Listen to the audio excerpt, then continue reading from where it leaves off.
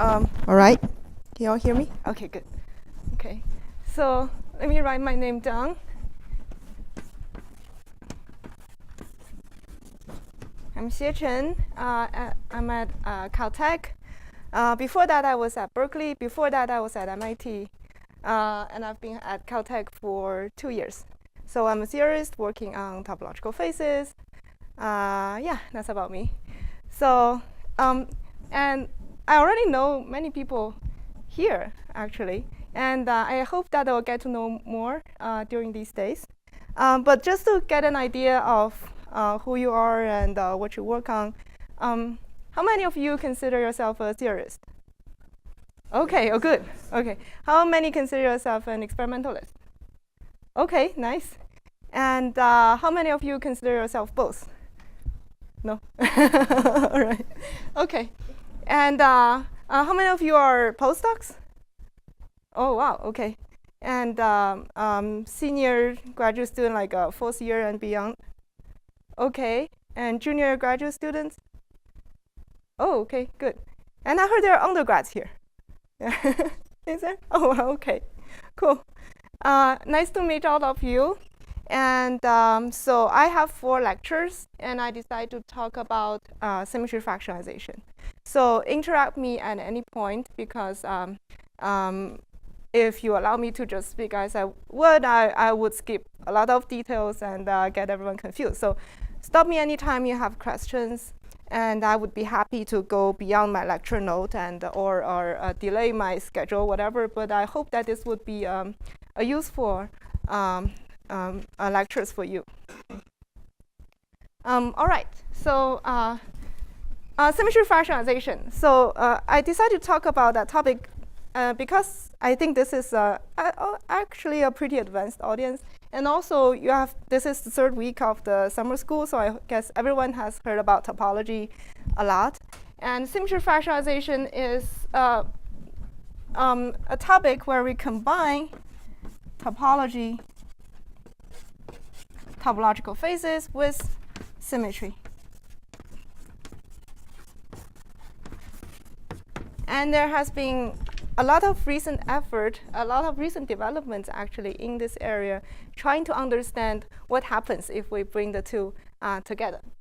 So actually you have seen examples and heard about it, I guess, from the first day of this summer school.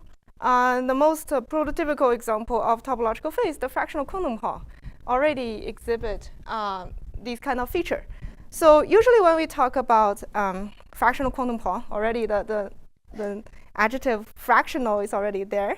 And it's fractional because there are these quasi-particle excitations, which we think of as 1/3 of an electron, right?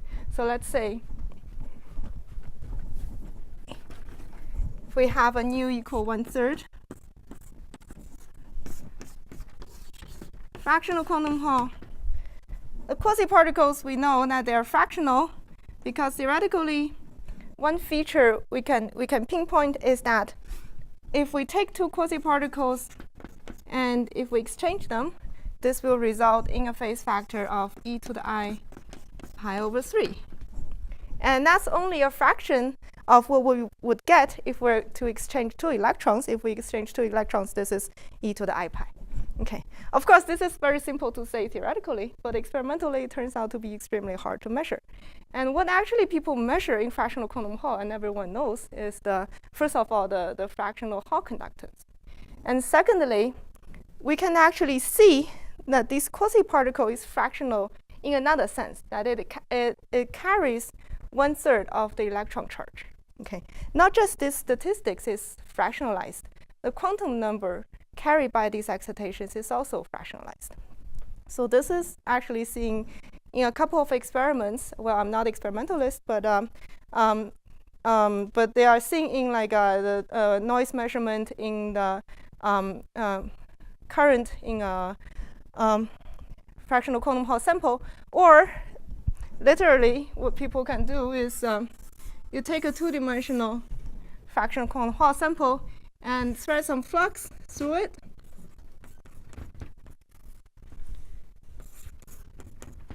And if this is a nu equal 1/3 fractional quantum Hall, what we would expect is that there's a charge accumulation around this flux. And if this flux is 2 pi, and we would expect to see that we have a 1/3 of charge accumulating here.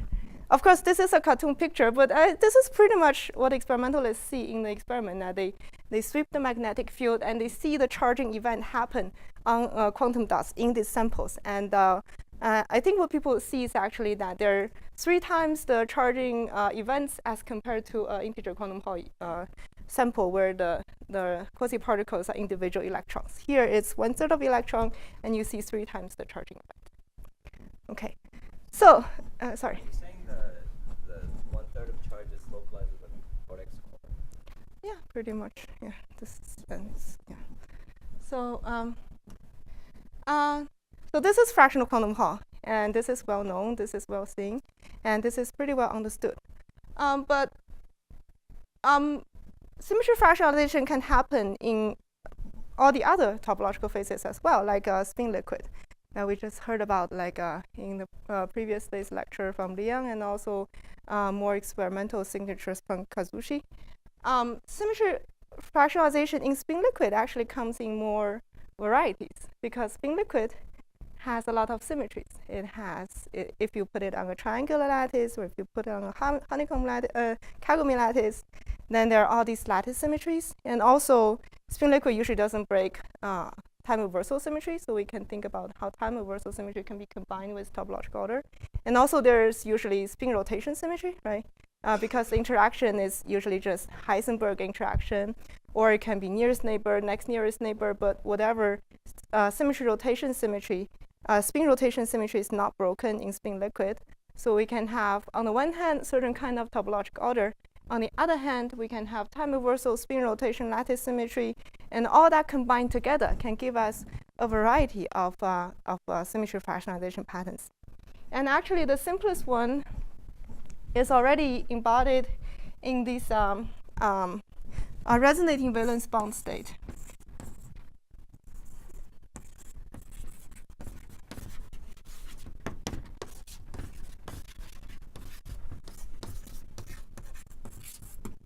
So in a resonating valence bound state, did Leon talk about this a few days ago? Do I need to draw the pictures? He had it. Oh, okay. Okay, so, well, so maybe everyone here already knows, not in the public lecture, not in the lecture even. Okay, so so in a resonating valence bond, the picture is just that you have a bunch of spin 1/2s on a lattice. And the spin 1/2s, instead of forming certain magnetic order, either the new order or the 120-degree order on a triangular lattice, what they can do is that the spins, they can pair into singlets. So they can be in a state of up, down, minus, down, up. And we can imagine everything's paired up in this way. But the resonating part is just saying that we can pair the spins up in different ways, and the whole wave function is a big superposition of all different kinds of pairings. And that's why we call it a resonating valence bond. And because of this resonating valence bond pattern superposition, then we're actually not breaking any lattice symmetry as well. If you have a fixed pattern of pairing, then we break translation symmetry. But because we're doing a superposition over all possible configurations, we're not breaking any lattice symmetry. So, and one important feature of this resonating valence bond is that the excitation of such a wave function can come from an isolated spin 1/2, which is not paired up with anything. So we can have one spin 1/2 here, and another spin 1/2 here, and everything else is paired up like that.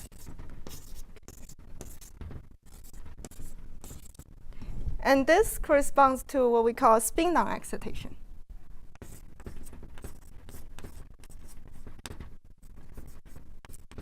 And this is what experimentalists try to see, try to measure in the spectrum, that these Spinon excitations, they're deconfined excitations in the underlying topological state. This is because even though when we break up a pair of spins and pull them apart, we have to reorganize the pairing of spins along this line, right? But however, because the original state is a big superposition of all possible pairing configurations, so even though we did this repairing while we pull the two spins apart, you can't really see the process of that if you sit in the middle of this area, because you just see all possible configurations, and they all can happen. You don't even know whether a single spin has passed along this path or not. So these two spins, they're isolated excitations in the underlying topological order. In the simplest case, you can just think of this as a Z2 spin liquid, where these are gapped excitations, and they correspond to the charge E particle in the underlying Z2 topological order. And what's special about these excitations is that they also carry quantum number. And in this case, it's just the spin quantum number, because this is a spin 1/2, right? So besides the fractional statistics it will carry due to the underlying topological order, this also has a special symmetry fractionalization property associated with that. And this is a spin 1/2. OK, so here I need to pause a second, because compared to fractional quantum Hall, where the charge is 1/3, which is clearly fractional, here I actually need to explain more clearly what I mean by symmetry fractionalization. So in order to say when a symmetry is fractionalized, first I need to say what is the integer version of symmetry, right? And in the quantum Hall case, it's very clear that integer symmetry representation is integer charge. So you can have 0 charge, 1 charge, 2 charge. That's fine. If you have integer representation, if you have integer charge, then that's considered a non-fractional symmetry representation. But if we have a 1/3 of charge, then that's definitely fractional. But here, it's a little bit tricky, because the different ways to say what the integer representation underlying this resonative valence bond is. We can either think of it as starting from the fundamental electron degrees of freedom in a material. And the electrons, they form first a Mott insulator, right? There can be one electron sitting on each lattice side, and they interact due to this Heisenberg interaction and forming this spin liquid. And if we take that picture, then the underlying degrees of freedom are these fermions. And these fermions, they have spin. They have spin 1/2, but they also carry charge. So the underlying degrees of freedom have both charge and spin. So here, Spinon is different in the sense that it only has spin degrees of freedom. It only has a spin quantum number. It doesn't have a charge quantum number, because when we create these Spinon excitations, we're not adding a fermion into the system. We're not adding an extra charge or taking off an extra charge. It's still one electron per unit cell sitting there, Mott insulator, right? And the spinons appear only because of the reorganizing of the wave function of the spin degrees of freedom. So these spinons, they don't carry charge. They just have the spin degrees of freedom. So in this sense, a spinon represents a symmetry fractionalization in the sense of spin charge separation.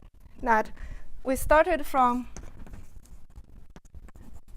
the fermions, which has both half integer charge and also spin 1/2. But the spinons, they have only spin 1/2. 0 charge, no charge. And of course, there's another, let me finish this sentence. There's another excitation in the system where you can combine a fermion and a spinon and get a charge-on, or sometimes called a holon, which does have 1 charge. Yes? So just in terms of fixing the terminology, the laminar liquid and spin charge separation, you call that a fractionalized phase, or you want to save that term for topological order? Yes, so that's a very good point. So my lecture, I'm going to focus on 2-dimensional gapped phases. Yes, definitely spin charge separation is also brought up in 1-dimensional Lottinger liquid, and maybe also talk about previously in this summer school.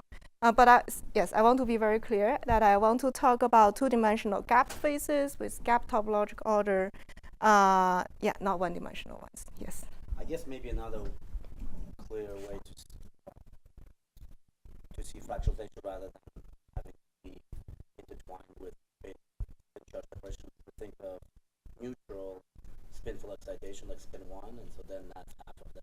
Yes, exactly. That's the other way I want to say that this can be thought of as symmetry fractionalization. That is, we can forget about this whole system comes from electrons. We just think about spin degrees of freedom, spin 1/2 per unit cell, and they don't move anymore. And then in that sense, it's a bit confusing because the underlying degrees of freedom seem to be just spin 1/2, right? And then why do we call a spinon a fractional degrees of freedom, fractional symmetry representation? And that's because in a pure spin system, if you think about excitations in the whole system, then the quantum number of global excitations has to be integer. Because we have, let's say we have 100 spin 1/2 sitting in the system. The ground state is a singlet. And the excited state can only be singlet, spin 1, spin 2, or integer spins. There cannot be half integer spins. That's because we already fixed the total number of spin 1/2 in the system. So if we think of it as a pure spin system, the global excitations are integer spins. And if you see a spinon excitation which carries spin 1/2, then you know that it has to come from some kind of fractionalization. Yes. So what you said seemed to depend on the fact that you fixed the number of spins to 100, which is even. What if you fix it to like 101? Yeah, that's a good question. That if you fix it to 101, then the total spin in the system are either 1/2, 3/2, 5/2. The difference is still integer. Is it just because the excitations? Yes, the quantum number of all the excitations, of all the global excitation in the whole system is always an integer. So as long as the total number is fixed, whether it's even or odd, then the excitations are integer spins, and we think of spinon as a fractional quantum number. Yes, okay. So that's one important point. I want to clarify what I mean by symmetry fractionalization, that if you want to say which quantum number is fractionalized, which quantum number is not fractionalized, you need to first think about what are the quantum numbers possible for the global excitations in the system. And if the symmetry representation you see for a local excitation is a fraction of that's possible in a global excitation, then we call it a symmetry fractionalization. Okay. And of course, symmetry fractionalization is only possible because we always have these quasi-particles appearing in pairs, right? Otherwise, we would violate the constraint that globally the quantum number has to be some integer representation. So here, the spinons, if you create one spinon, there must be another spinon somewhere else. So quasi-particle always appear in pairs, particle, anti-particle, and they carry opposite quantum numbers which cancel each other. Okay. So then in your first example, in the Valence state, so two quasi-particles went to the edge. Sorry? So would you think of two quasi-particles going to the edge? Oh yeah, in this picture? Yeah, exactly. I think that, yeah, the total charge in the system has to be an integer. Okay, so, right, let me look at my lecture note. So this is just trying to clarify the definition of symmetry fractionalization. And Are you going to only fractionalize unitary symmetries? okay, good question. So I'm going to talk about global symmetries, first of all. That is symmetry acting on the whole system at the same time. And by symmetry, I'm not referring to local gauge symmetry. I'm always referring to global symmetry. But the global symmetry can be unitary symmetry. It can be charge conservation is 1. It's a U1 global symmetry. We can break down the charge conservation to Z2, to any Zn. Okay, and I can consider time reversal symmetry, which is an anti-unitary symmetry. And time reversal symmetry, actually, there's a lot of interesting things happening with time reversal symmetry, so definitely I'm going to talk about it.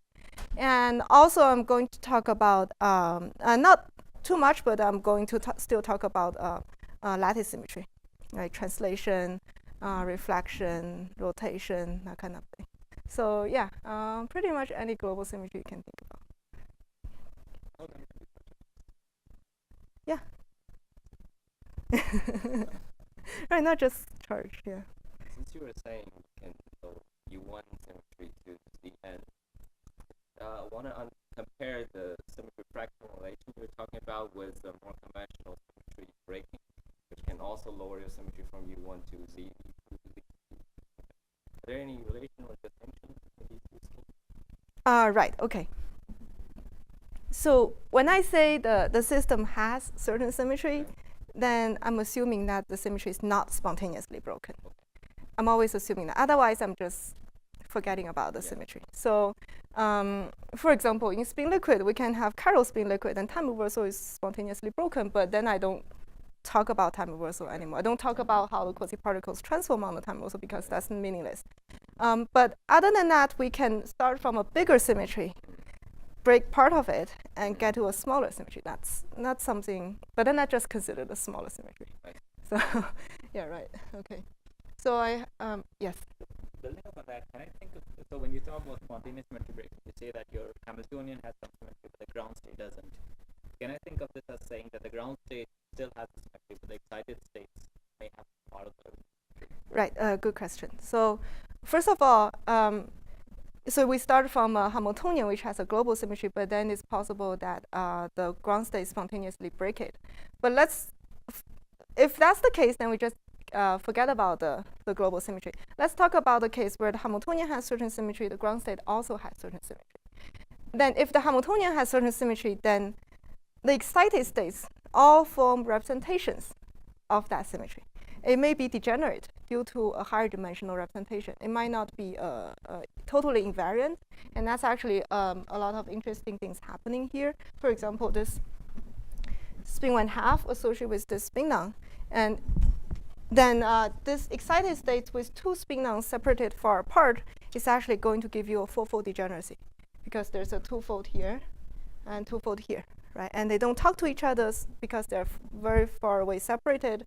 So so there's a fourfold degeneracy associated with that, and this excited state forms a I don't know, it's a singlet plus triplet state in the spectrum. Yes. Does that answer your question?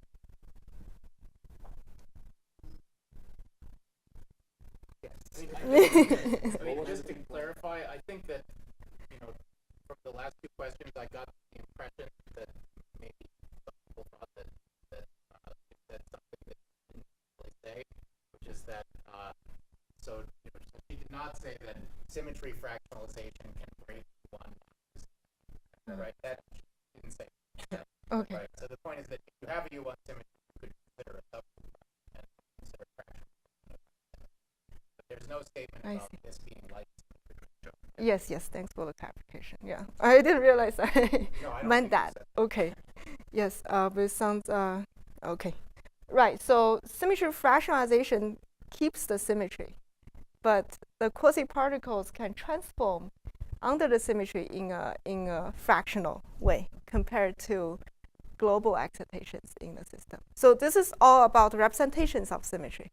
Spin 1/2 is some kind of representation of spin rotation symmetry, and the fractional charge is a fractional representation of charge conservation. Yes. Would you consider SPT phase also an example of symmetry fractionalization? Yes, good question. No, because because SPT phase don't have fractional excitations. In SPT phase, like in topological insulator, the excitations are electrons, right? You just fill the bands, and if you want to create excitation, you put one electron in the valence band, and yeah. So SPT phase is something not covered by this topic because all the excitations are integer excitations.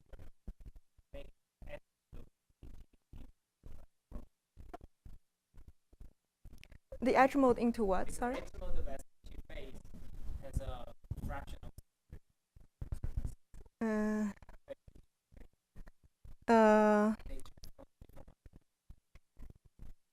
They do, but let's say you take a. Okay, so let's say you take a. Yeah, I see what your point is. In a one-dimensional SPT, the edge state does transform in some fractional way, like in a one-dimensional Haldane chain. The degrees of freedom are spin 1, but the edge zero mode, I shouldn't say zero mode, the edge degenerate degrees of freedom is a spin 1/2. That's some kind of fractionalization, yes. And that's very similar to what I'm talking about here. Like you can have a Spinon. You can think of that. The edge mode is very similar to the Spinon here. And you have two of them so that they can cancel each other. In that sense, yes, they are similar. But if you think about bulk excitations, the bulk excitations in SPT phase is always integer. And only in 1D, the edge mode carries a fractional symmetry representation.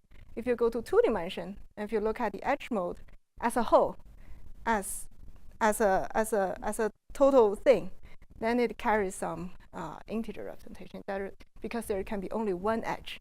And if you have only one edge, it's better transform in an integer way, not a fractional way. So is symmetry fractionalization synonymous with topological order? Like that's yes. Focus on the gap, include the things we had talked about.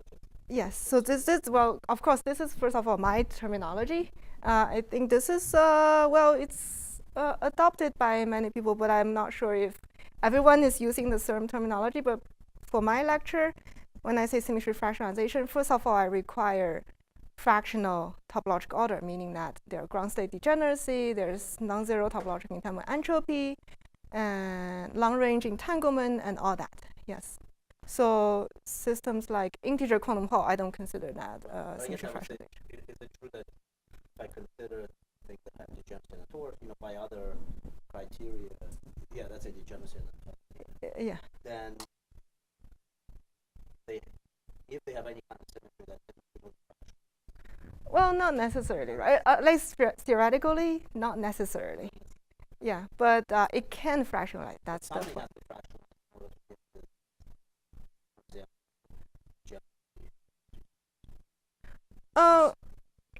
Well, not the degeneracy just comes from the number of quasi-particles, the different type of quasi-particles going around.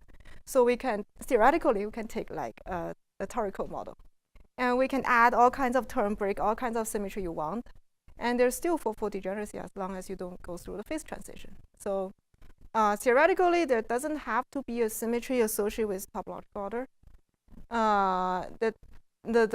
Theoretically, even if you have certain symmetry, the quasi-particle doesn't have to transform non-trivially under the symmetry. Doesn't have to transform in a fractional way under the symmetry. But the point is that it can happen, and it can happen in an interesting way. And it happens in all the experimentally relevant system, and that's what gives us a handle to see the fractionalization besides these fractional statistics, which are notoriously hard to see. It's probably a quite pedantic question, but what exactly do you mean by fractional and fractional representation? So what I mean is, here you talk about SU2, where you label the representation by integers or half integers, and half integers are fractions of integers. But what happens when you have a different group where there's not such a nice labeling? You take SU3, a representation is labeled by two numbers. Yes. So what would you mean by fractional? Yes, good point. So first of all, you need to ask what are the representations for in the eigenspectrum of the system. Well, or what are the representations carried by the global excitations in the system? So you can take the system literally and solve for the eigenstates, and the eigenstates will form set of representations of the symmetry, and you take the difference. The difference is the representation carried by the global excitation, right? And if on these quasi-particles, the representation carried by them is not in that set, it cannot be constructed by combining things in that set, then it's considered a fractional representation. So this is a very mathematical way of saying it, but okay. But usually when we talk about symmetry fractionalization, actually this is not coming up until later, but let me see how my lecture note goes.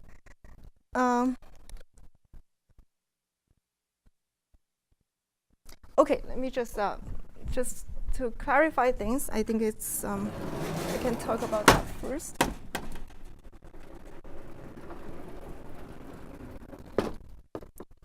Okay, just for the sake of defining things in a clear way, let's say we have a symmetry given by a group G, right, and has a bunch of group elements. Okay, and by representation, usually by representation, if you go to a group theory class, by representation we mean matrices of each of the group elements such that they satisfy this composition rule of the group, right? So matrix corresponding to G1 and matrix corresponding to G2, if you multiply them together, that gives you the matrix corresponding to G1 composite with G2. This is the usual meaning of what a representation is. Then by fractional representation, I would mean some different set of matrix which almost satisfy the same relation, but up to a phase factor.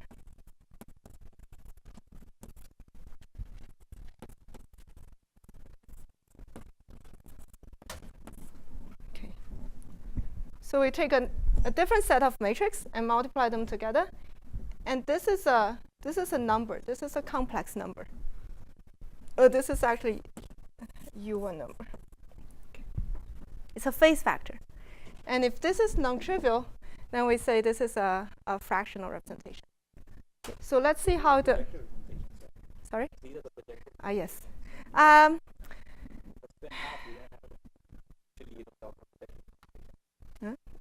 We do. Okay, let me say what I mean. Okay. Yeah, let me say what I mean.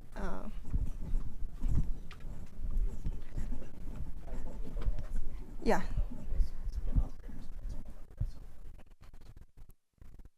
So let's see the example of this fractional charge. That's E/3 fractional charge, how it falls into this formulation. So this E/3 fractional charge, it's a fractional representation of the U1 symmetry group of charge conservation. So what we can do is to take the matrix corresponding to a pi rotation and take another matrix corresponding to the pi rotation. So this is like doing 2 pi rotation on a 1/3 1/3 charge.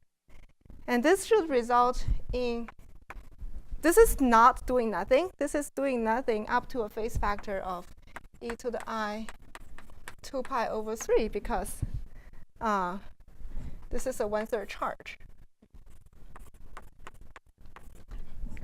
So if you do the composition of the group element is saying that pi rotation should give you doing nothing. But if you look at the representation, the matrix corresponding to the group element, they actually differ by this 2 pi over 3 phase factor. And spin 1/2 is also a fractional representation in this sense of the SO3 symmetry group, because we can again do pi rotation twice, and we'll know from quantum mechanics that doing 2 pi rotation on the spin 1/2 is equivalent to doing nothing up to a -1 phase factor.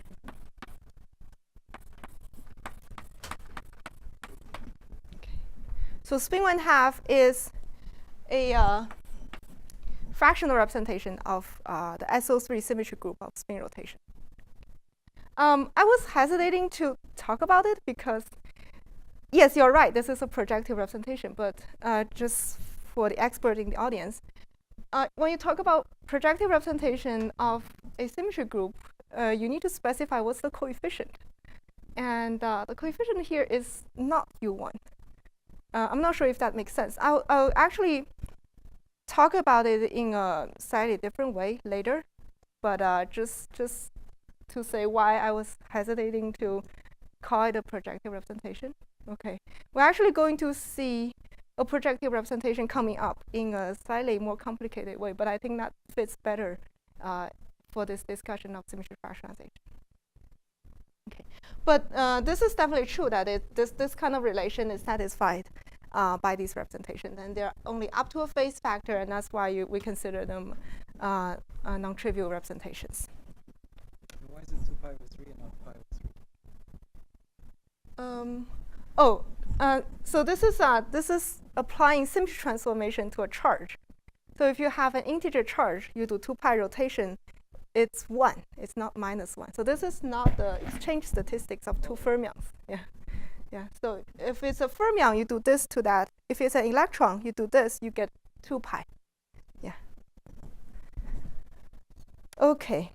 So this is a good introduction. Actually, a very thorough explanation of the term symmetry fractionalization, and I'm going to just tell you what I'm going to talk about. So the question in recent years that people have been trying to answer is that besides fractional quantum Hall, besides the Spinon in a spin liquid, what other patterns of symmetry fractionalization we can have? Or, for example, if you talk about spin liquid with all kinds of time reversal, lattice symmetry, and charge conservation, if you put all the symmetry together into spin liquid and consider them with the underlying, whether it's a Z2 topological order or a chiral topological order, we can ask the question of what kind of quantum number can the quasi-particles carry, right? And then it's the question of what actually happens in the material, what actually happens in the Kagome lattice, the Hilbert-Schmidtite spin liquid, or what happens in the organic spin liquid. What fractional quantum numbers do the quasi-particles actually carry? So, because a lot of experiments on spin liquid has been to see that there's no spin order, there's no symmetry breaking. It's like saying that this has to be spin liquid because it's not everything else.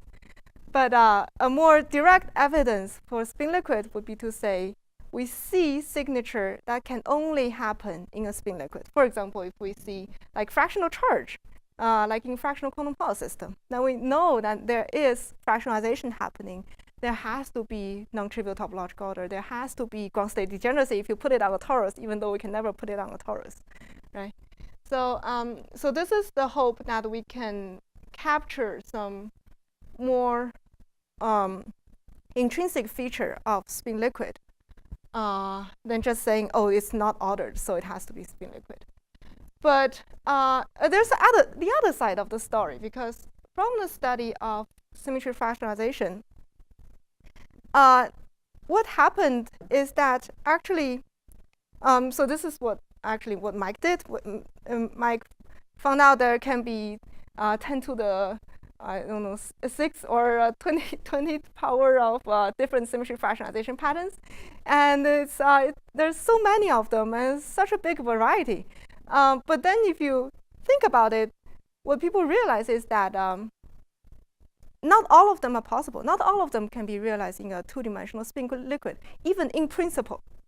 Even though we can have any two-dimensional spin interaction, any kind of 2-body, 4-body, 8-body, whatever, no matter how many body interactions we can have, no matter what kind of lattice structure we can have, there are certain symmetry fractionalization patterns that's just not possible in 2 dimensions. This is something called anomaly in this symmetry fractionalization patterns. And this becomes related to topological insulators, topological superconductors in 3 dimensions, because these kind of anomalies, they actually can happen on the surface of a 3-dimensional system. This is very similar to when people talk about single Dirac cone. Single Dirac cone cannot happen in a pure 2-dimensional system with time reversal symmetry. It's just forbidden because there's an anomaly. And but it can happen on the surface of a 3-dimensional topological insulator. That's the key signature of 3-dimensional topological insulator. And here it's something similar. Instead of single Dirac cone, instead of band structure of electrons, we can find topological orders with the quasi-particles transforming under symmetry in a very special way, which can only be realized on the surface of three-dimensional symmetry-protected topological faces. And they reflect the symmetry-protected topological order in the bulk just in the same way that a single Dirac cone reflects a non-trivial band structure in a topological insulator. So this is actually the other side of the story, that even the impossible ones becomes highly interesting because they are related to the study of three-dimensional symmetry-protected topological faces. So yes. So is it possible that those one cannot fit in the 2D system, can also put them fit in the 3D surface plane? Okay, that's a good question. Yes. So I talk about two different sets, right? One is possible in 2D. One is possible in on the surface of a 3D system, and you're asking whether there are other things. Okay. So my belief, okay, it's not proven. My belief is that all the consistent symmetry fractionalization patterns are either possible in 2D or possible on the surface of a 3D system. But of course, I'll have to define what I mean by consistent. And it's very simple consistency condition, but once you satisfy that, it's either 2D or 3D surface. I don't think that's proven. That's almost true, I think. Yes. I guess there's two slightly different things that one could read that can happen. There's, you can write down an effective field theory which has this property. Yeah. And there's this is a phase stable from one certain. Yeah. Now, I guess what we just said was to write down this. Oh, you mean okay. So I'm talking about gap systems. Yes. So yeah, by doable, I think there can be either field theory or lattice model realizations, and they're gapped. So I guess as long as they're gapped. Yeah, I think so. Right. Oh, okay. So one thing I want to mention is that this is related to the study of symmetry enriched topological faces.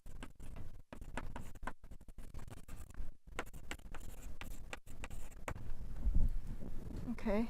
Sorry, by this you mean symmetry function? Yes. So symmetry enriched topological faces is as compared to symmetry protected topological faces, right? Symmetry protected topological faces are non-trivial only if you have symmetry protection. If you break symmetry, then they're band insulators or S-wave superconductors. There's nothing special about them. But these symmetry enriched topological faces, even if you get rid of the symmetry, even if you add perturbations that break all kinds of symmetry, then it's still non-trivial because it has quasi-particles. As long as the gap doesn't close, the quasi-particles are there.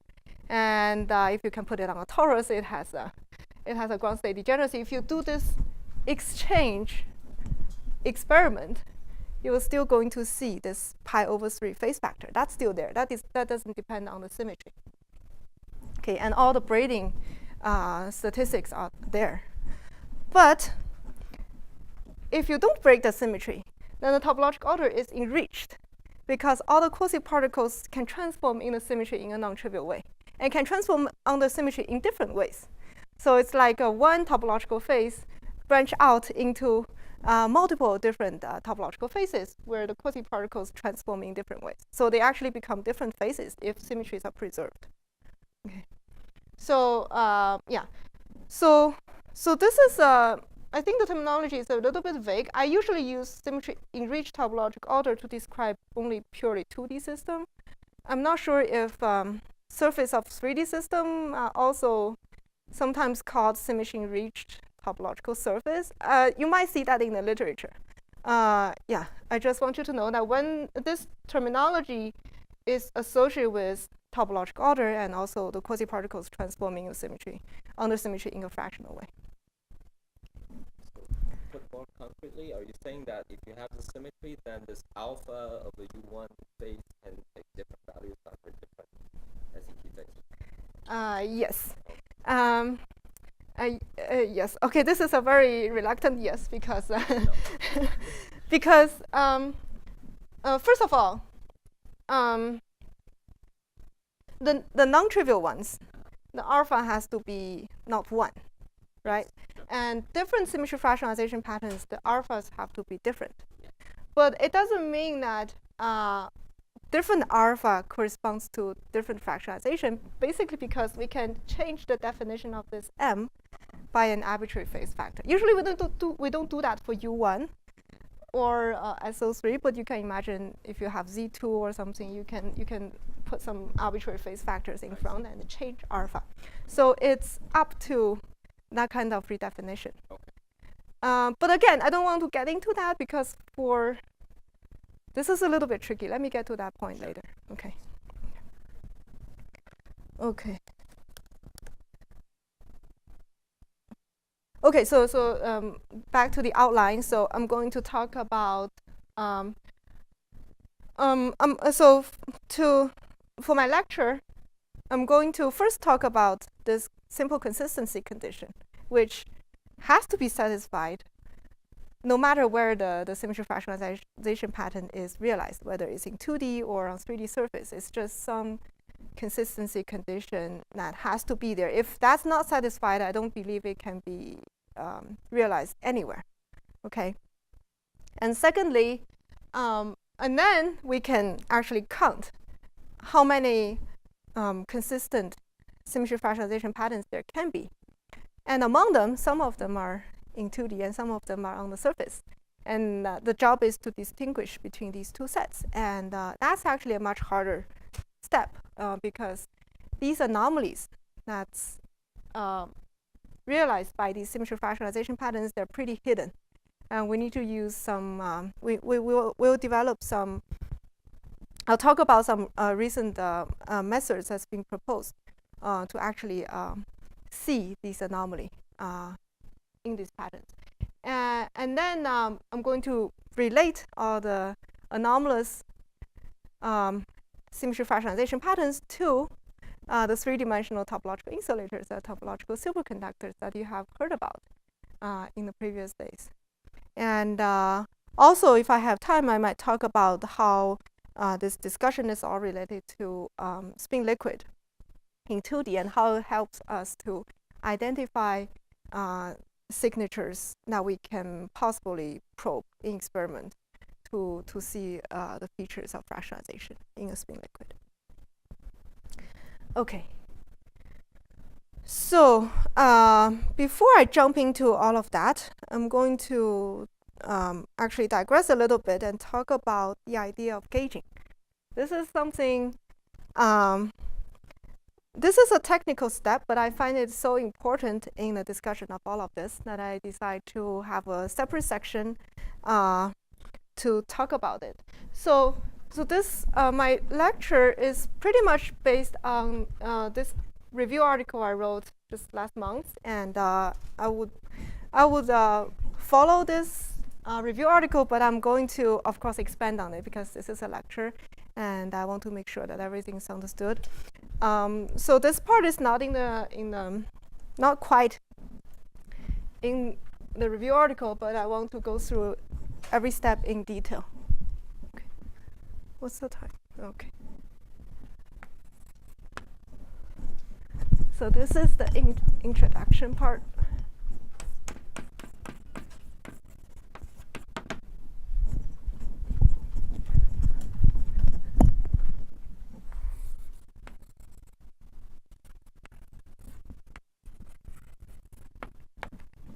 Okay.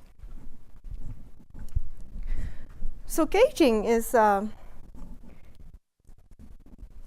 yeah, I was confused about this term of gauging for a long time, and then I realized, oh, it's just electromagnetic field.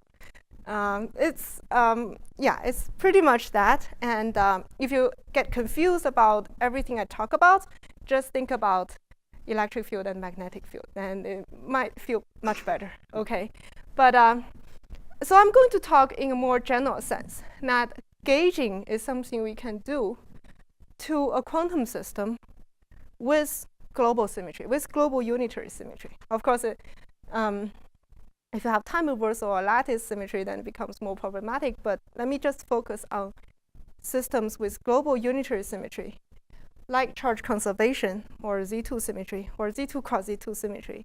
As long as we have a unitary symmetry, we can try to gauge it. And by gauge it, I mean we can couple it to the corresponding gauge field, and it's a dynamical gauge field, which are quantum degrees of freedom themselves. So they're like quantum spins, and they have their own non-commutative algebra. And we couple the original system to another set of quantum degrees of freedom and get a new system, a new Hamiltonian, and somehow they're related by this gauging procedure. It's pretty amazing how the new Hamiltonian can reflect on the non-trivial order in the original system with the global symmetry. Okay.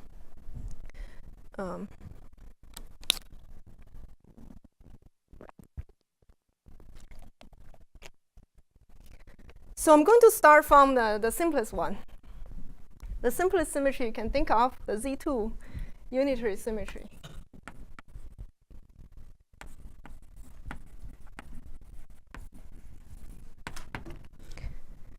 And the simplest model you can think of, the paramagnetic phase of Ising model. And the Hamiltonian, I'll even get rid of the Ising coupling and just keep the transverse field.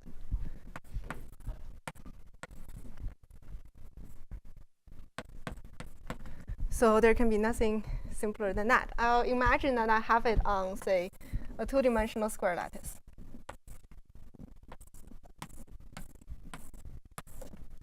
So there are one spin per lattice side, and it's a two-level quantum degree of freedom. And this is the Pauli matrix of sigma x on the spin. So there's a global symmetry in the system, and it's the product of all sigma x. Right? Every term is invariant under that because the Hamiltonian is just sigma x. So it's just simple as that. Okay, and we can gauge it because this is the symmetric phase of the transverse field Ising model. The ground state doesn't spontaneously break the symmetry. The ground state is just all the spins pointing in the plus x direction, and it's also the ground state is still invariant under this transformation. Yes. Without the Ising term, that's actually a local symmetry as well. We could actually take individual syntheses. Yes. Is that true one? That's not. It's not. Yeah. I can put back the Ising symmetry, but for simplicity, I just want to stick with this one first. I could potentially put back small terms of sigma z, sigma z. But this one has to be small. It cannot be very big. Of course, with this term, it's still invariant under this global symmetry. But yeah, just for simplicity, let's just think about only one term. Okay, so gauge field, when people talk about it, always is related to local symmetry. Right?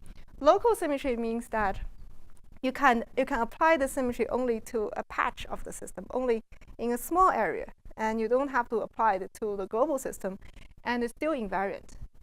Of course, with with this term, with only the sigma x term, this is invariant under local action of a single sigma x, but that's not the feature I want.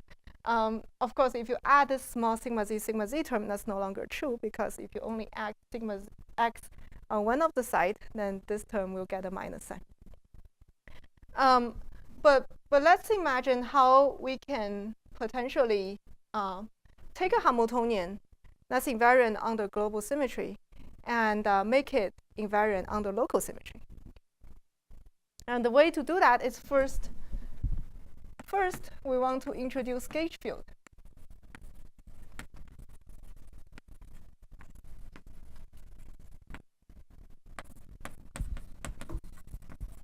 And gauge field are just some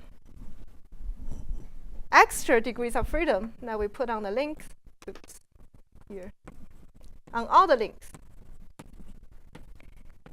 And here, because it's a Z2 global symmetry, we want to introduce a Z2 gauge field. And this gauge field, again, have two states, 0 and 1. Oh.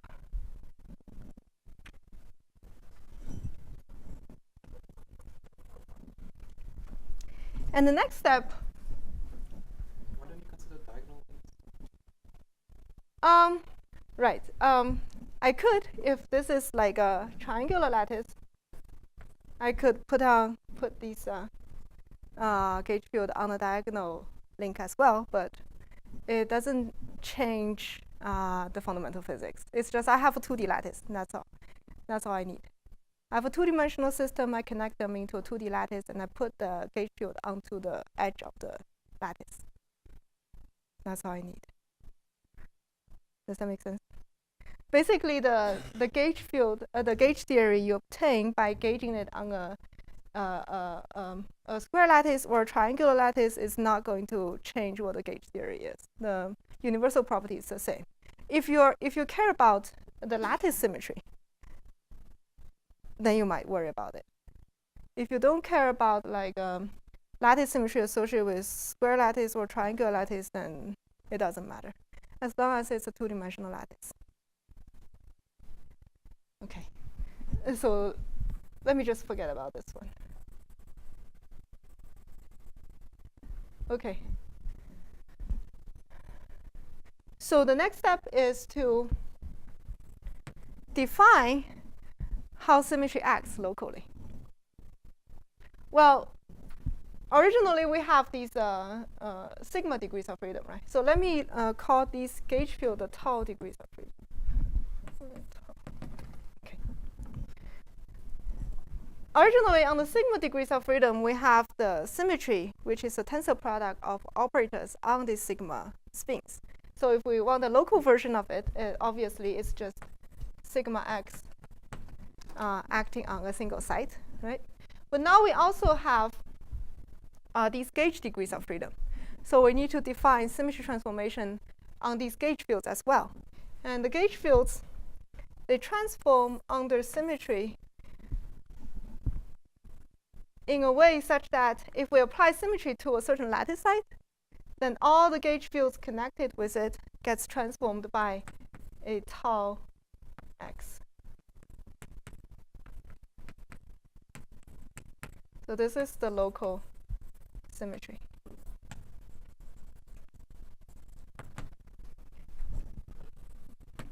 And if you think about E&M, this is exactly what happens, right? In E&M, the degrees of freedom are U1 degrees of freedom. And we take the gauge field and change it by some partial f.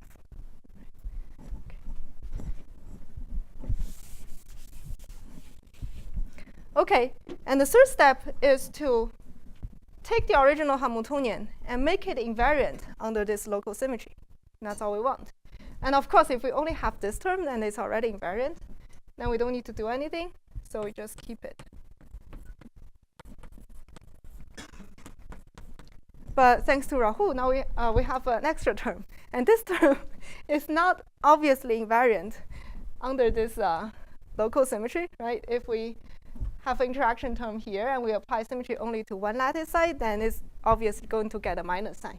And the way we modify it is to couple it to the gauge field by adding a tau z in between,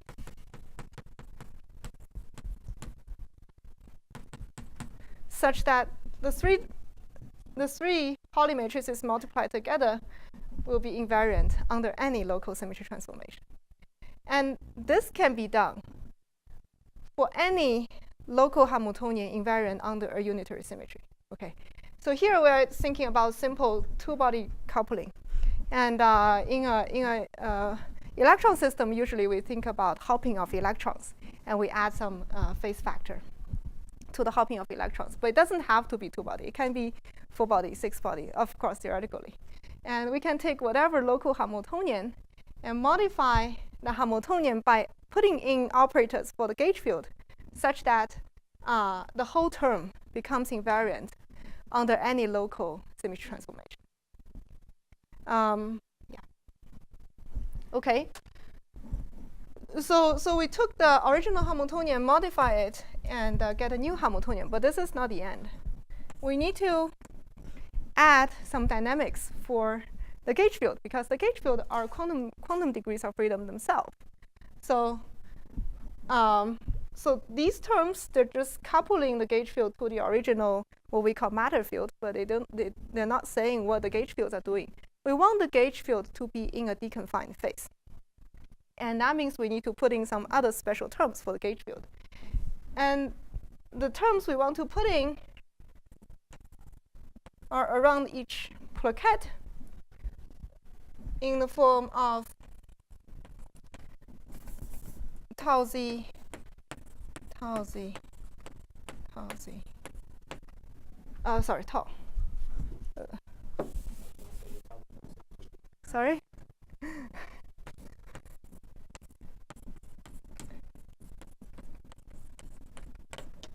So the way I think about this term is, again, to relate back to E&M, that this gauge field, you can think of it as in two different bases, right? This is in sigma z basis. And we can also take it to be the, tau z basis. We can also take it to be the tau x basis. And in the tau z basis,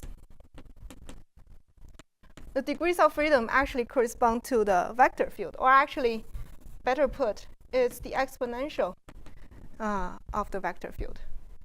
And in the tau x basis, it's the exponential of the E field. And of course, this is different from classical E&M, because here the vector field and electric field, the vector potential and the electric field doesn't commute, because this is quantum electrodynamics. And another difference is that this is only a Z2 field, so this A and E only take value in 0 and pi. And when you take the exponential, they become plus minus 1. But otherwise, the intuition carries over if you make this substitution, that if you want to calculate flux around this plaquette, then what we can do is to just multiply all the tau z around the plaquette, right? Yes? Sorry, I can't hear you. Do you mind writing step 2 as an equation?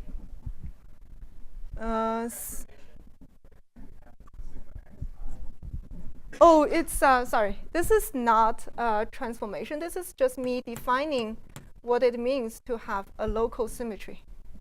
This is the action of a local Z2 symmetry. And it is a product of 1 sigma x and 4 tau x altogether.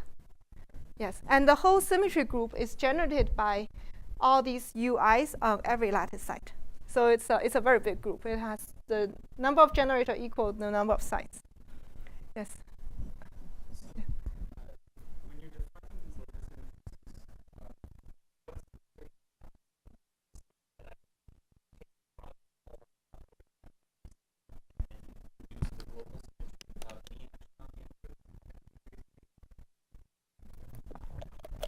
I don't think I understand your question, but this is action on the extra degrees of freedom. No.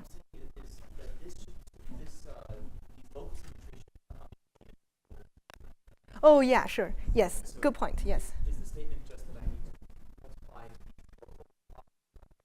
and then that should produce? Yes, that's one constraint. Yes, if you actually do this to every site, and on the edges it cancels out, they reproduce the global symmetry. So global symmetry is still part of this local symmetry, but of course there are many more. Yes. So is the point ultimately going to be that even after you gauge your theory from H to H prime, the core properties? Or Okay. what is the advantage of gauging theory? Yes, that's a good question. So for the systems I'm interested in, these topological phases, either SPT or SET, gauging provides a way to detect the non-trivial order due to symmetry. For example, if you take an SPT phase and do the gauging process, you find that you end up with different gauge theories. They're both deconfined. They're both, say, Z2 gauge theory, but they're different. And similarly, if I take symmetry enriched topological order, different symmetry enriched topological order, gauge them, I get different gauge theories. And more importantly, for the discussion of anomaly, this idea of gauging tells you whether there is anomaly or not. Actually, if the gauging process can go through, then we pretty much believe there's no anomaly. Of course, you need to write down a lattice model to actually, you need to write down either a field theory or a lattice model to actually prove that, but we pretty much believe that's the case. But if there's some reason that the gauging process cannot go through, there's some obstruction, there's some intrinsic thing that's wrong about this symmetric fractionalization pattern, then you'll be able to see. Yes. Part of it, that gauging can give you a lot of interesting stuff, but of course. But what is the relation of the gauge theory with the original theory? Okay. Are you still Yeah. the property of Yeah. the original theory? Good point. So first of all, they're totally different phases. If I start from an SPT, I gauge it, I get a gauge theory, which means that I have fractional quasi-particles. I haven't got to that point yet, but we have fractional quasi-particles, we have ground state degeneracy, we have topological entanglement entropy. And so they're totally different phases, but they're related in a way that I'm going to discuss later. Yeah. Okay.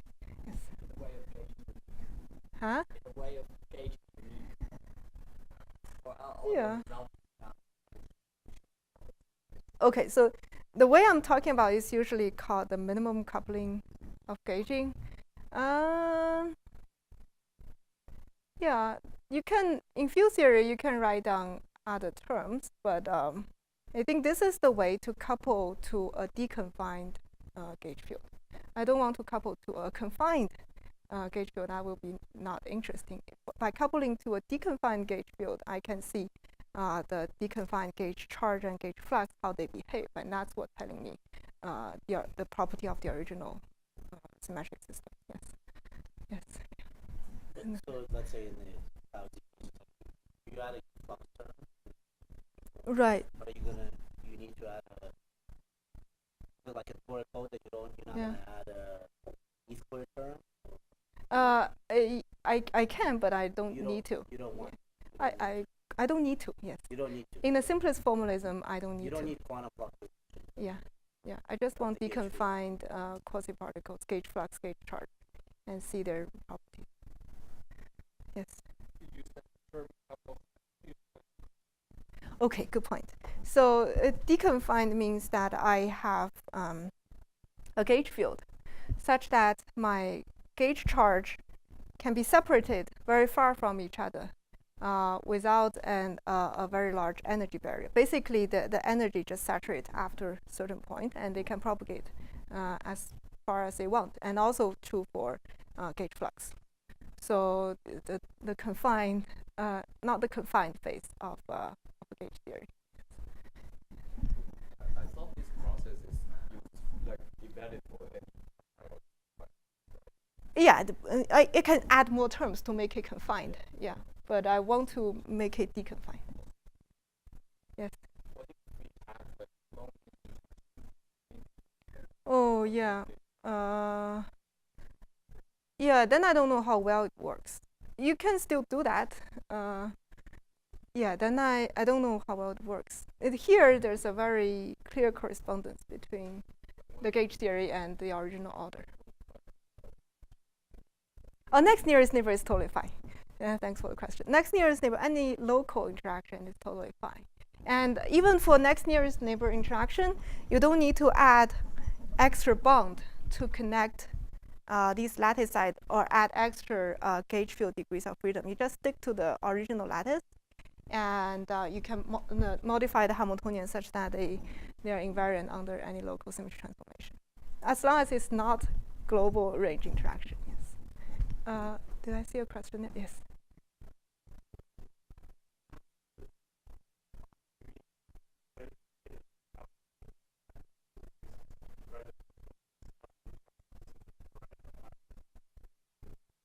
Yeah, usually what we do is write down exactly solvable models. So. Yeah.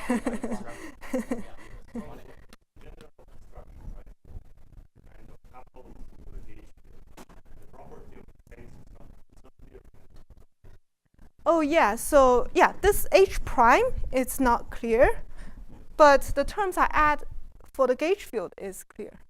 This.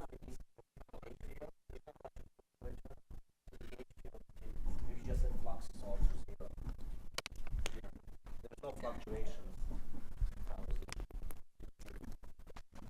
Yeah, the same method I make that the constant 0 is exactly uncorrected by any situations. There's no tau x term. There's no tau x term. Yeah, there's no b squared. There's only b squared. Yeah. Yeah, and even if there is this small, I assume it to be small, so it's not, well, what I do is that I write down exactly solvable model, and I don't worry about quantum fluctuation. And of course, you can allow certain quantum fluctuation as long as it's not confining the phase, then it's fine.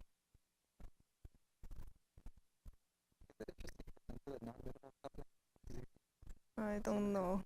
That I don't know. You can add other terms, I assume, but as long as the gauge field is in the deconfined phase, I think it's not changing the physics much. Yes.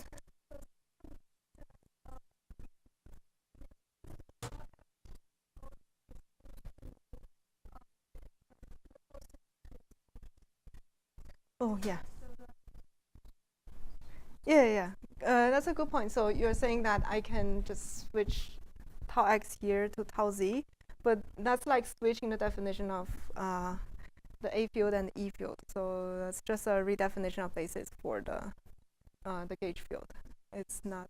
But then you change this one here as well, so that this term will satisfy this local symmetry.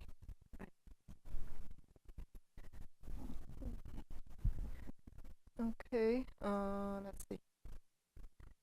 Right, so, okay. So this is the,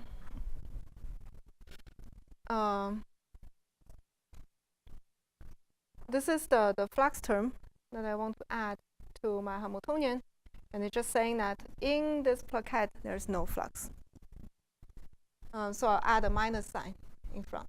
Okay, let me rewrite it. So my H prime now becomes H prime plus, well, minus all these terms that I call BP summed over all plaquette.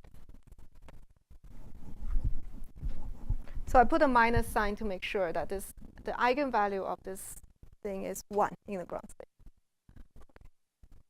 All right, so some people like to also, well, I would also like to put the local symmetry constraint as a Hamiltonian term.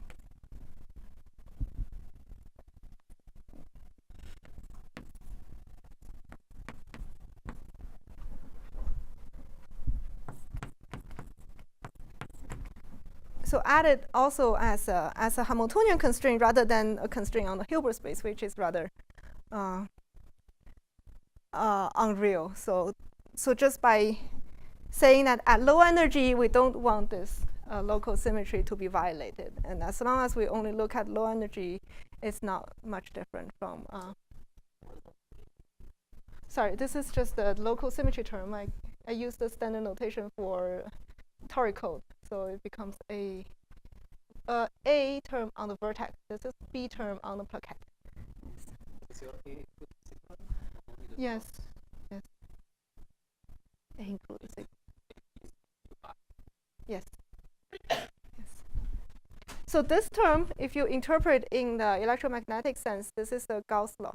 This is sigma x is measuring how much charge you have on lattice side, and this one is the electric field going out of the point. And if you multiply them all together, you're measuring how much electric flux is coming out of this point and has to match how much charge you have on site. This is the Gauss law for Z2 gauge field.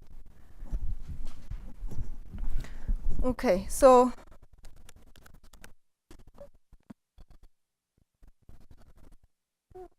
right. So then we have a Hamiltonian which has a bunch of terms. So these terms we carried over from the original Hamiltonian. Then we add some Claquette term to ensure the no flux constraint for the gauge field, and we add this Gauss law term also into the Hamiltonian. And that is the new Hamiltonian for the gauge theory. Okay, and then we can try to see what we get. Okay, let me just try to write down everything together. So I'm getting rid of the Ising coupling term, just for the simplicity.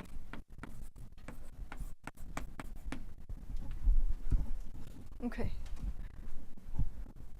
So, well, the simple thing about only keeping this term is that if this term is satisfied, then we can actually reduce this AV term to a slightly different form, because if in the ground state this one is always 1, sigma x is always equal to 1, then this AV basically becomes the product of all the tau x around the vortex, right? So we can just get rid of that.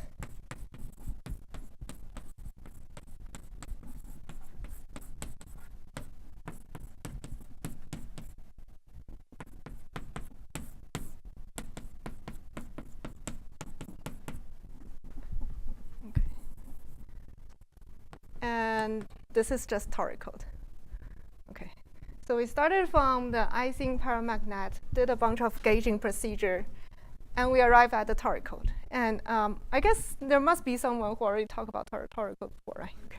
So I don't need to go through it again. And the property about toric code, you all know that so basically there are two kinds of quasi-particles. One is the violation of AV term, and the other is violation of this BP term. The violation of AV term is, of course, we consider it as the gauge charge. And the gauge charge, if this one is violated, then correspondingly, this sigma I is also violated, right? So this is just saying the gauge charge is actually the same. It's just the descendant of a symmetry charge. Because in the original model, the symmetry charge at each lattice side is measured by this sigma x. So the symmetry charge, which is just a spin flip, descends into the violation of this AV term and becomes a bosonic quasi-particle in the toric code. And then secondly, there can be violation of this BP term. This BP term is the gauge flux. And the gauge flux, in the toric code, you know that you can create them by doing some tau x operation along a line. And that's also a bosonic quasi-particle. Okay. And the bosonic property of this gauge flux actually is related to the fact that the state formed by this gauge charge, which is Ising paramagnet, is too trivial. It's a product state. And there's not any topological order in any sense related to that. So if we just couple the simplest product state of symmetric state to the corresponding gauge field, the gauge flux is going to be a boson. Okay, so the gauge charge being a boson is descends from the fact that the symmetry charge is a boson, and the gauge flux is a boson descends from the fact that the gauge charge forms a very simple state. And if we start from any other more complicated state with topological order, we're actually going to see that this gauge flux will have non-trivial properties. They either have statistics or something. We will see examples. Okay, so this is just taking the Ising paramagnet and gauge it. And we can do this to all kinds of models, right?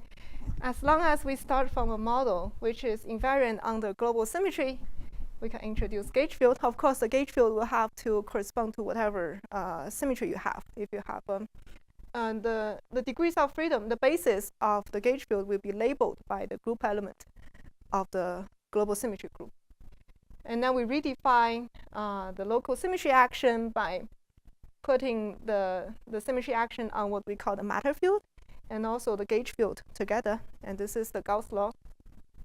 And then we put in the, we modify the Hamiltonian such that every term is invariant under this Gauss law. And then put in the flux term. And then we sum them together.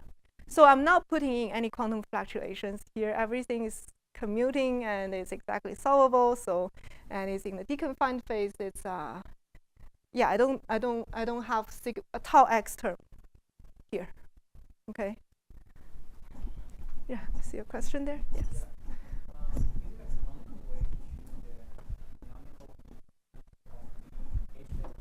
The canonical Hamiltonian of the gauge field?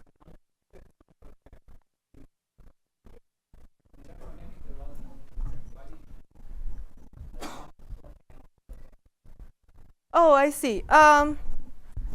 Right. So this is a pretty canonical way, the Gauss law term and the flux term, and yeah. So you can two plaquettes actually haven't thought about it. Maybe it can be put in a way that's equivalent to this one plaquette term, but one plaquette is definitely the simplest way. You can put in other terms as long as it's the gauge field is still in the deconfined phase. But this is the simplest way, such that everything's commuting and exactly solvable. So, yeah, yes. What's the meaning of H tilde prime? Why did you write that separately? Oh, this is just saying that if we satisfy all the sigma I, if we already satisfy all these terms, if sigma xi is already equal to 1, then we can get rid of this central term in AV and redefine AV. This is just me trying to put a Hamiltonian in the exact form of toric code.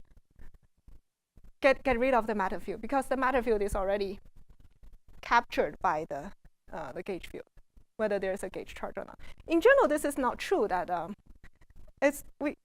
don't think it's always possible to just get rid of the matter field. Yes.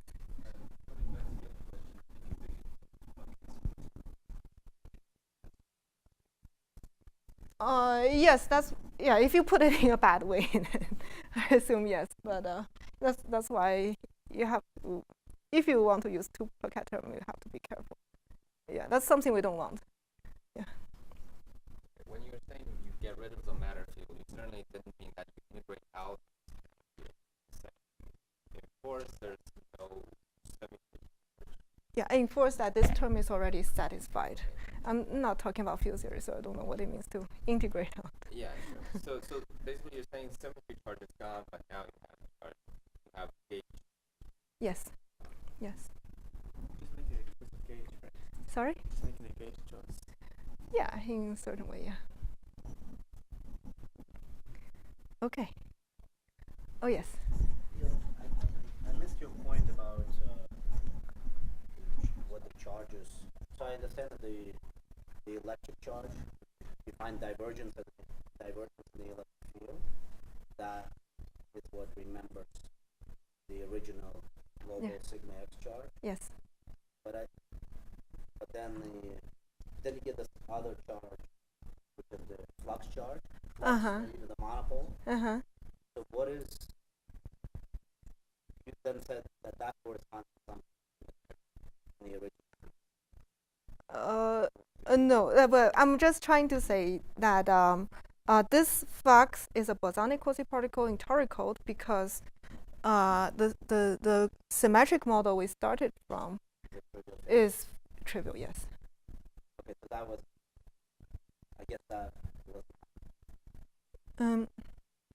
that obvious, or is that you were just telling us the answer? I think that's true. It's trivial in the sense that if you have you can have a limit like this transverse field only, such that there's a product state, ground state, and on each lattice side there's a charge or no charge, something like a Mott insulator. If you couple Mott insulator or Mott insulator version of superconductor to a gauge field, then the flux is going to be a boson. Yeah. yeah, if you have more non-trivial, like topological insulator, topological superconductor, and you couple them to, well, if they're non-trivial under that, because of that symmetry, and if you gauge that symmetry, then you get some non-trivial behavior for the gauge flux.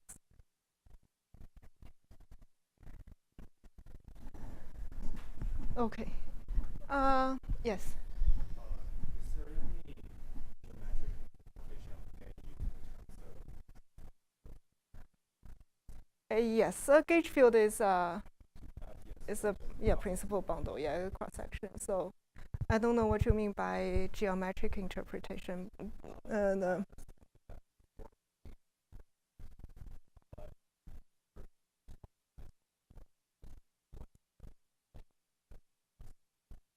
Before gauging, I don't know how to. Well, first of all, I'm talking about discrete one, so it may not fit so well with the bundle picture. But secondly, before gauging, I actually don't know how to think of it as principal bundle. I only know how to think of gauge field as a principal bundle.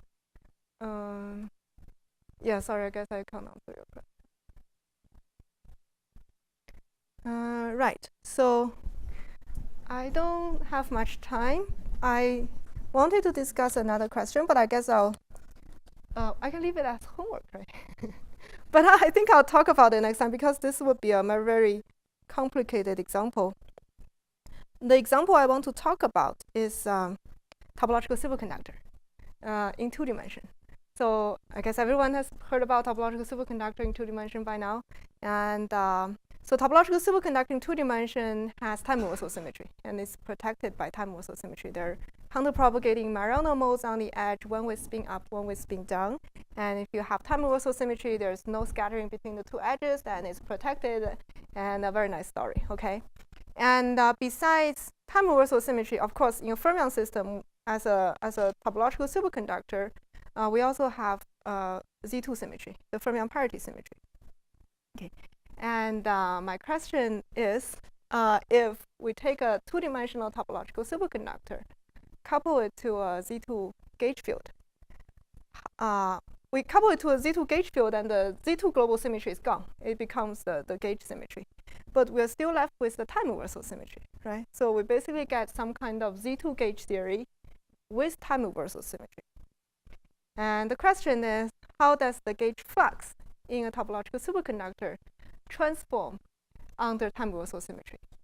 This is way beyond what I talk about. The example I talk about is the simplest one. There's nothing to it. But this example of topological superconductor actually is very interesting.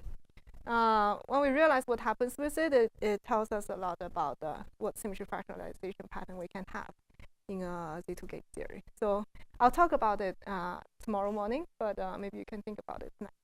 Okay. All right. Yeah. With time reversals, t squared equal to -1, and the Marano mode helical edge spin up this way, spin down that way. And you can think of it as 2 layers. One layer is P plus IP superconductor. One layer is P minus IP superconductor. Yeah, that's it.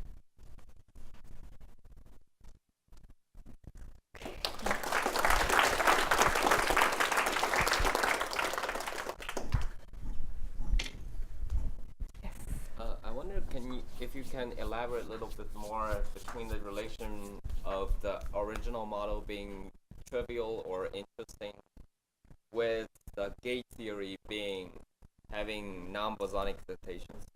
This is the connection you just made. Yeah. So first, I want to clarify that if you have a trivial thing like a paramagnetic icing, the flux is going to be bosonic.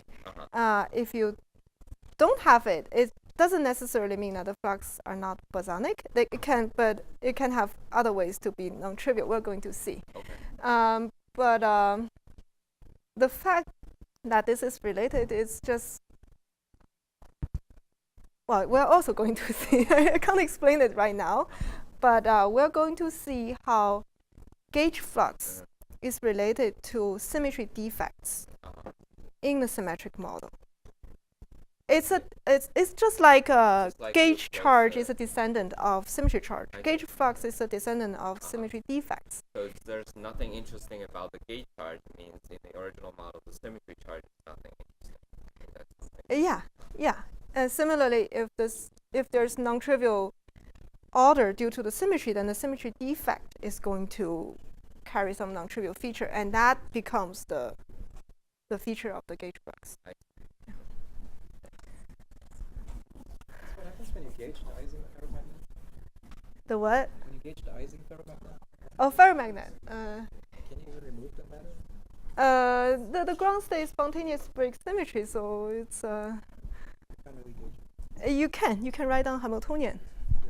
You can take the Hamiltonian, write it this way. What happens? Sorry? Gauge field. This is already Z2 So you get some like direct gauge field zero. to nothing. Yeah. But if you solve this Hamiltonian, what happens? I'm actually You'll find confused.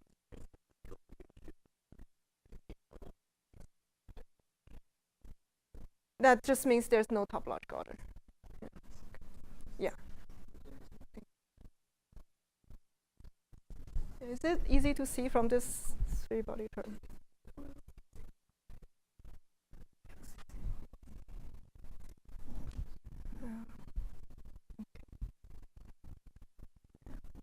Sorry, why is everyone still sitting here? Yes. Can you just comment a little bit more, like sort of maybe give a roadmap or like, or with I'm sure you'll talk about it by examples, but so now you after you gauge, you now get the theory, you can study it, think about it. Like, how is that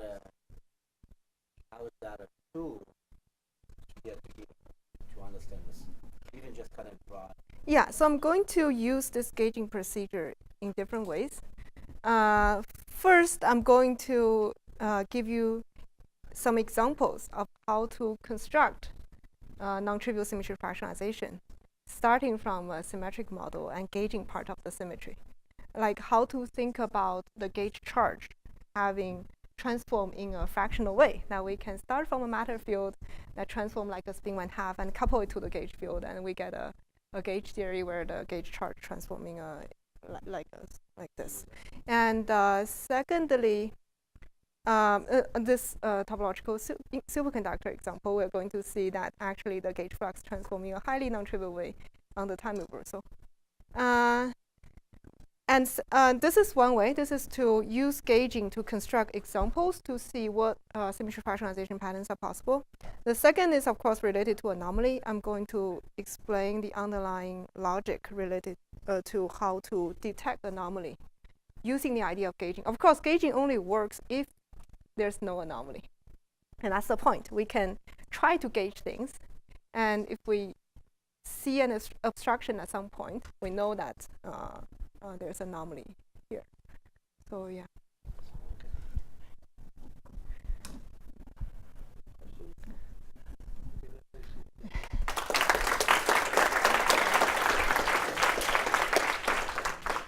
Just a quick reminder, so we'll meet back here at 6:30.